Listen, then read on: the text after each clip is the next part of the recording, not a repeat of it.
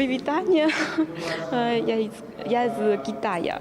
Джао Дань впервые в Минске. Магистрантка одного из китайских вузов давно хотела выучить мову и пообщаться поближе с носителями белорусского языка. Безвизовый режим между Поднебесной и Синеокой, который вступил в силу пару недель назад, помог приблизиться к мечте. Расстояние в почти 7000 километров девушка преодолела, чтобы стать студенткой 4-й международной летней школы белорусистики. С почти идеальным русским учить язык, сравнимый по благозвучности или по-белорусски милогучности, разве что с итальянским, куда проще. Помимо лингвистики, экскурсии на языке Янки Купалы и Якуба Колоса и, конечно, знакомство с культурой страны. А еще новые знакомства. В Минске собрались полиглоты из России, Польши, Германии, Чехии, Италии, Латвии, Венгрии, США и Китая. Джао уже даже попробовала Беларусь на вкус.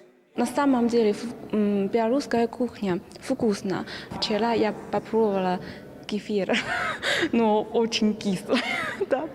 Но не как в Китае. Но у него есть своя особенность. Я люблю.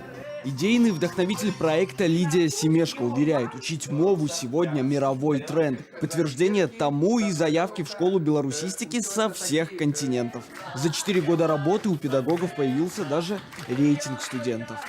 Вядома ж лягчэй для славян, носьбітаў славянскіх моў. Цяжэй для японцаў, для китайцаў, але і яны настойліваюць. Александра Казаполянская в Минск на языковые курсы приехала из Москвы и так уже 4-й год подряд. Повышать уровень белорусского для нее профессиональный долг. Своими знаниями преподаватель делится со студентами МГУ. Желающих в стране союзного государства заговорить на языке братского народа немало.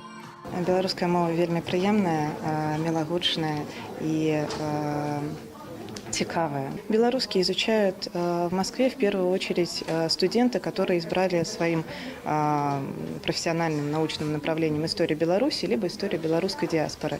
Но у меня в группе много ребят, которые просто захотели изучить белорусский язык. Впереди у всех студентов школы белорусистики еще неделя. 7 дней общения, обмена опытом, невероятных путешествий. В планах посмотреть и Мирский замок, и Несвежский, обойти все музеи столицы, а главное заговорить по-белорусски. А вот у студента из Америки планов еще больше. Вдохновившись белорусскими классиками, Давид планирует писать на мове. Я не поэт, а крый мяне Божа, не рвуся, як славі, гэткай нямала. Хоць песеньку, думку і высную можа, завуся я толькі Янка Купала.